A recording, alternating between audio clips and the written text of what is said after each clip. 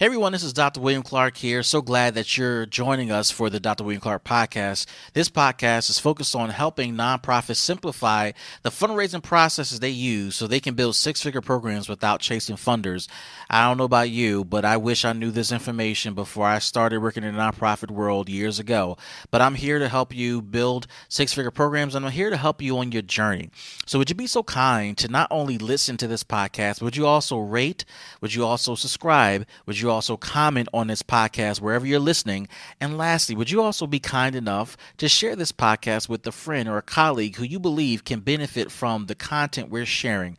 Now, we are here to help and support you on this journey, and I believe that we have some resources that can help you quite a bit. So go ahead, like, comment, subscribe, and share this podcast. Now, let's jump into our show.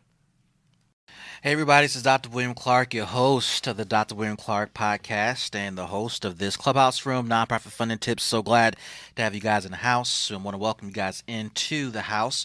Hope that your day is going well and hope that you are having a productive day and that this day is being everything it's cracked or needs to be for you because certainly we need you in a good space to serve our clients and to do all the great work that you are trying to do. Today, I want to continue our conversation, our thoughts around multiplying profits for the cause. The reality is, if we're not multiplying profits for the cause, then we're not putting together the resources that we need to have an impact for our clients. And so why do we focus on profits for the cause? Why does that matter? And at the end of the day, here's the thing, guys. I want y'all to understand this and kind of get this in your head, in your spirit, all the good stuff, right? If you don't have the resources in place, to serve your clients and to have the impact that you believe you need to have because the resources are absent, then your clients are the ones suffering the most. This is super, super important, guys. If you don't have the resources in place to have the impact that is necessary for your clients, then your clients are going to suffer the most. How does that work? How does that happen? Well, let me just tell you, when there's an absence of dollars within your organization, it creates a lot of stress and tension within the organization. At the end of the day, while you as an organizational leader, you and the staff members, the board members are going to be frustrated with everything that's happening or not happening within your organization, you guys will somehow, some way survive and figure it out. But the people who are going to suffer the most, the people who are going to struggle the most, are going to be the people who have turned to your organization for direction, for hope, for some sort of guidance. And at the end of the day, you have to find your footing when it comes to putting together resources to make a difference within your organization. I want to talk about multiplying profits today through the lens of events. Now, I don't talk about events a lot because it's kind of like the lowest form of fundraising for your organization. And I would not encourage organizations to build a financial future or financial footing off of events, although events do have a place in our budgets. It's super important to understand, though, that events, while a small part of our budgets, can be a useful resource when putting together funding for your organization. You don't want to depend upon events as the sole source that's going to make a difference in your organization, but you do want to depend upon them as a source connected to multiple sources that's putting together resources for you. Now, we host events for the express cause of expanding the name and brand of the organization. We host events because we want to let people know what's going on within our organizations. We want to let people become interactive with our organizations. And certainly through events, we're also able to raise money for our causes. So as we start to talk about events, one of the things you want to consider is, why are we hosting this event? Why are we putting this event together? Why is this event so important to our clients? As you begin to think about the answer to that question, as you begin to think about how do we answer that question and how do we put that question out in the atmosphere as a question for all of our supporters to ponder, you also want to think about what benefit do we achieve or obtain as a result of hosting this event.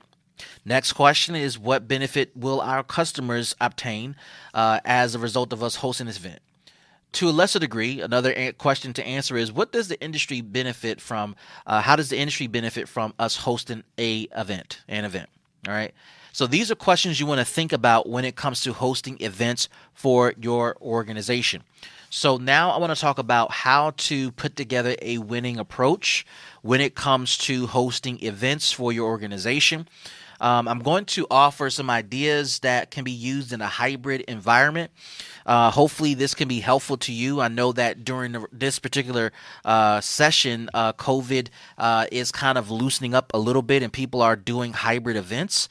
So, I do want to offer ideas that will allow you to cater to an audience that is interested in hybrid as well as live events. So, you want to develop a hybrid event. And I think, let me just say this as I kind of go into these 3 points here.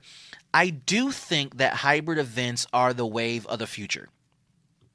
Now, I'm saying this because you got to think about this, right? This is beyond a pandemic type response. All right. This has nothing to do with a pandemic. But what this has taught our industry is that, hey, there's a lot that we can do as an industry to have an impact if we've integrated technology much more into our work, if we integrated technology much more into the efforts that we are supporting when it comes to fundraising and when it comes to service delivery. Now, in the future, there is a future I believe that will exist that will include hybrid events.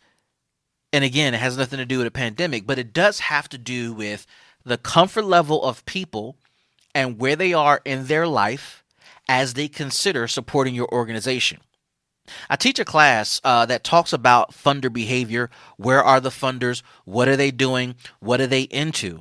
And when you begin to look at the demographic of donors, whether it's seniors, whether it's couples, whether it's singles, whether it's white, whether it's black, whether it's the 20-somethings or the 60-somethings, you want to be able to offer events that speak to the needs and interests of each demographic.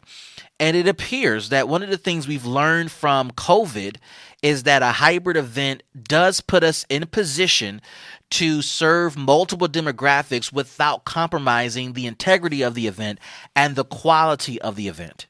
Okay, so you want to start with the premise that perhaps a hybrid event just might be the thing for us to do as we look forward to serving our customers and engaging them in this event that we're looking to host. So a hybrid event is an event that's hosted in person and has a very robust online experience as well. So, for example, I was a part of an organization that did a hybrid event.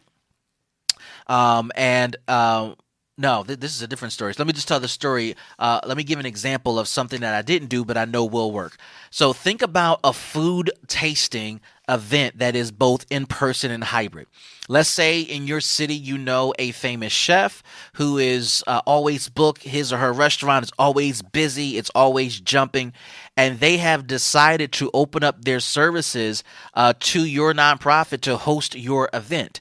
In addition to hosting an event at their famous or popular restaurant, they have also offered to host a food prep or a cooking class as a part of the fundraiser. Let's say the fundraiser will generate $250 per ticket. With each ticket, people are not only going to come and see this particular chef or restaurateur prepare these meals, people will have the opportunity to have an experience where they get to prepare the meal as well.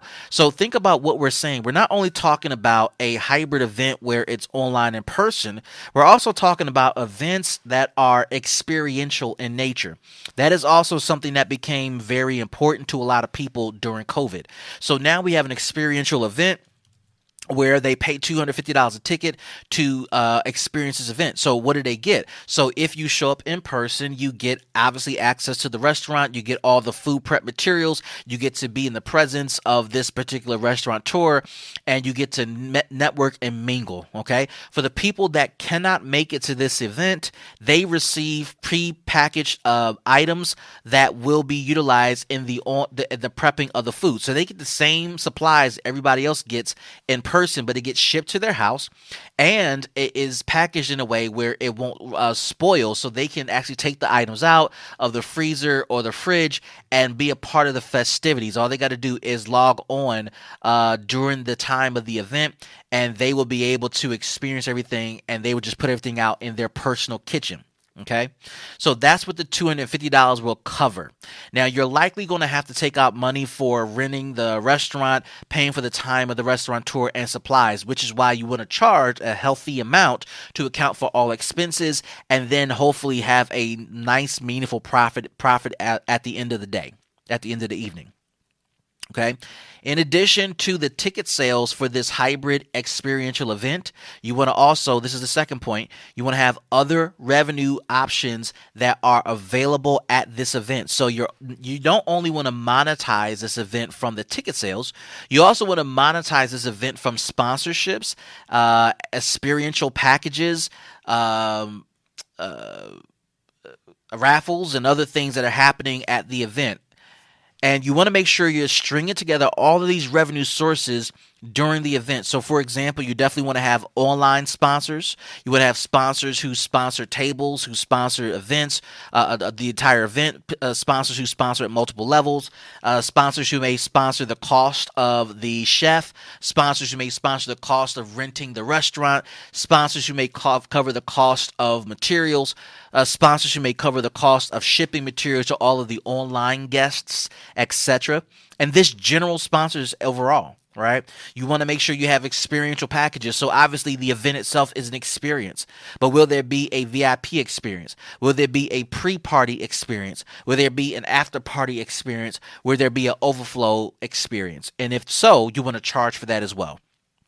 Of course, everybody knows about raffles, where you want to get donations of items that are really hot ticket items that you can raffle off for a sizable profit.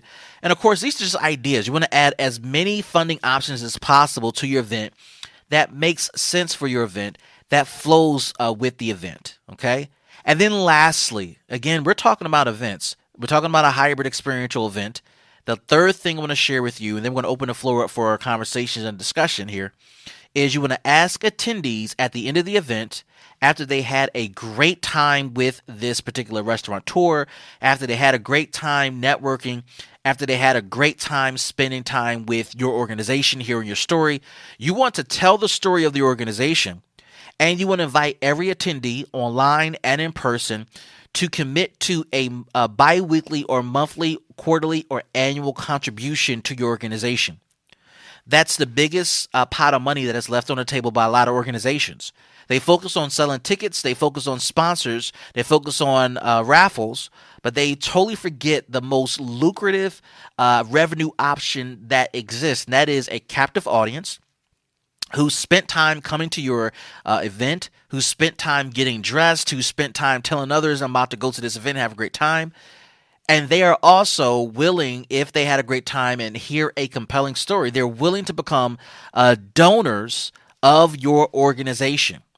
Okay, this is super, super important, because when will you have another time to have this captive audience sit still for a period of time to hear your story?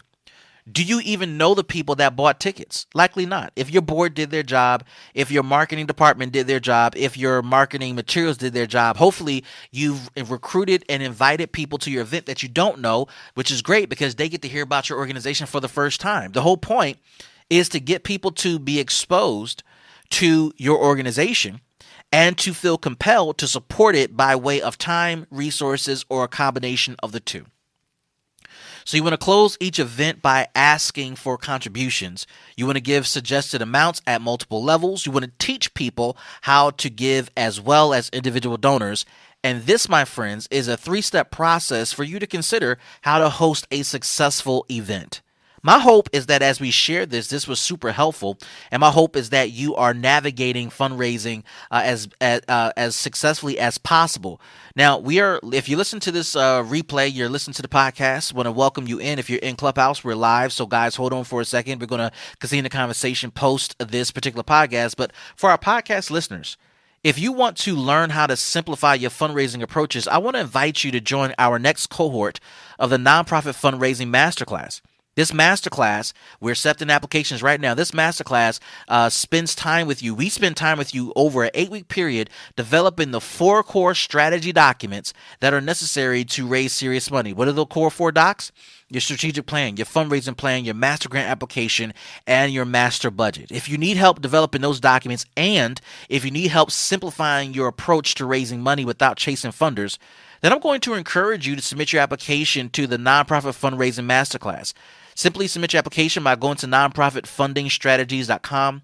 Again, it's nonprofitfundingstrategies.com. We'll be glad to review your application and work with you in our next cohort. With that being said, this is Dr. William Clark Podcast. We'll see you guys in the next episode.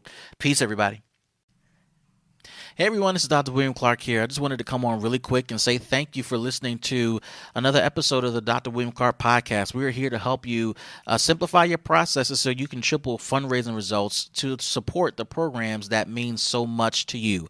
Would you be so kind to like, comment, and share this particular podcast? We are indebted to you for being faithful listeners to this particular podcast show, and we want to continue to spread this message to other people who can benefit from it. So please share this podcast episode and entire show with your colleagues, your friends, and people who you know can benefit from this. You can connect with us in 2 ways. You can go to drwilliampclark.com. Again, that's drwilliampclark.com, or you can visit us at mysixfigurefunding.com. Again, that's mysixfigurefunding.com. There you can register for our free upcoming webinar, How to Triple Fundraising Results Without Chasing Funders. It is possible, and I share with you the secrets on how to do that. Thanks again. We'll see you in the next episode.